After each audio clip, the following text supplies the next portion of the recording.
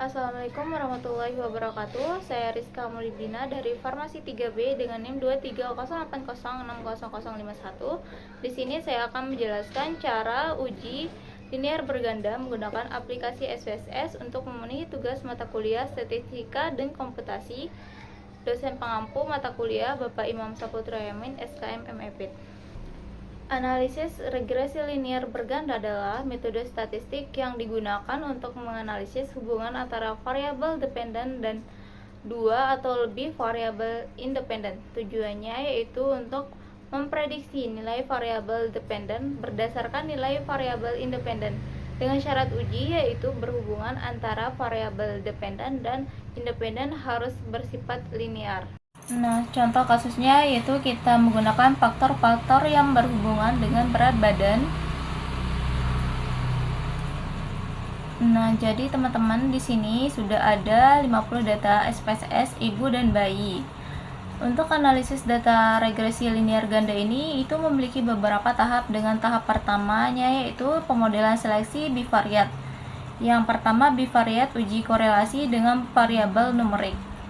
Nah, dari menu utamanya kita klik Analyze, kemudian kita klik Correlate, kemudian kita klik Bivariate.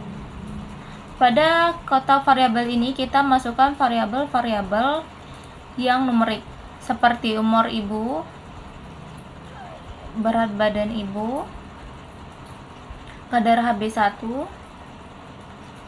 dan berat badan bayi. Setelah itu kita klik OK. Dan akan muncul hasil data seperti ini ya teman-teman. Jadi dari tabel correlation ini kita dapat mengetahui nilai p-value umur ibu itu sebesar 0,775, p-value berat badan ibu sebesar 0,0005, dan p-value kadar HB1 sebesar 0,166. Nah, syarat uji untuk melakukan pemodelan multivariat yaitu jika kurang dari 0,25 maka tidak dapat melanjutkan ke pemodelan multivariat.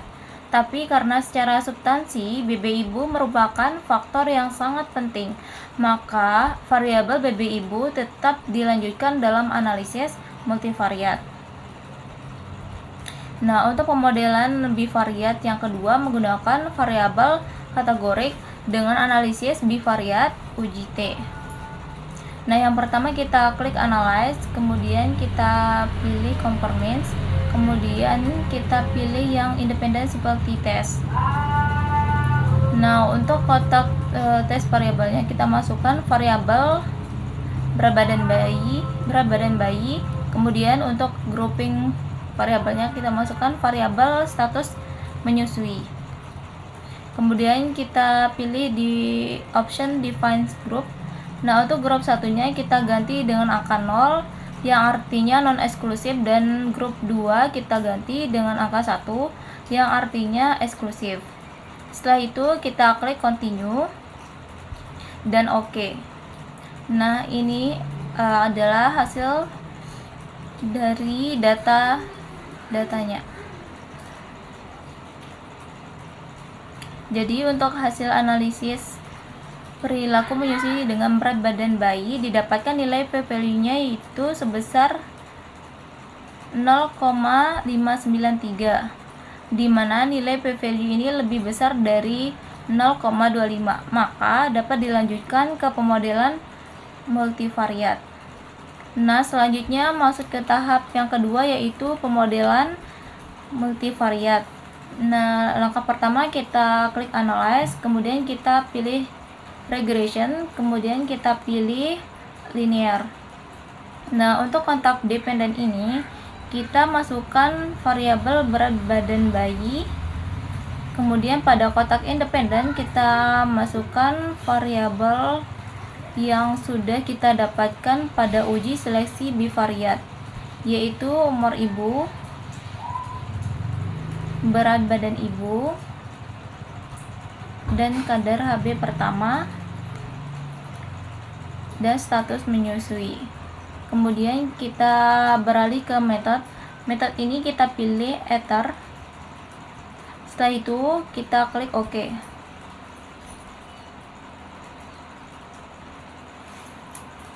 Dan ini hasil tampilan datanya. Nah, pada model kotak Sumoride ini didapatkan nilai R-square-nya yaitu sebesar 0,469, yang artinya keempat variabel independen dapat menjelaskan variabel berat badan bayi sebesar 46,9%, dan sisanya dijelaskan oleh variabel lain. Nah, dari hasil uji statistik dengan melihat tabel ANOVA ini, didapatkan nilai p-value-nya yaitu sebesar 0,01, yang artinya persamaan garis regresi secara keseluruhan sudah signifikan. Namun, prinsip pemodelan harus yang sederhana variabelnya, sehingga masing-masing variabel independen perlu dicek nilai p-value-nya. Nah, untuk variabel yang p-value-nya lebih dari 0,05 akan dikeluarkan dari model. Kemudian untuk tahap terakhir dari uji regresi linear ganda yaitu uji asumsi. Nah, langkah-langkahnya yaitu yang pertama kita klik analyze, kemudian klik submenu regression, dan kita pilih linear. Nah, untuk kotak dependennya kita masukkan variabel berat badan bayi, dan kemudian untuk tabel independen kita masukkan variabel umur ibu, berat badan ibu, status menyusui, dan kadar HB1. Kemudian kita beralih ke option statistik. Kita klik pilihan correlinearity, diagnostik, dan covariance matrix. Kemudian untuk residualnya kita klik pilihan Darwin-Watson. Setelah itu kita klik continue. Selanjutnya kita klik option plot. Kemudian untuk kotak Y ini kita masukkan, dan untuk kotak X nya kita masukkan Zipgraph. Pada standar Z residual plotnya kita klik pilihan histogram dan normal probability. Setelah itu kita klik continue dan kita klik OK. Maka hasilnya akan tampak seperti ini.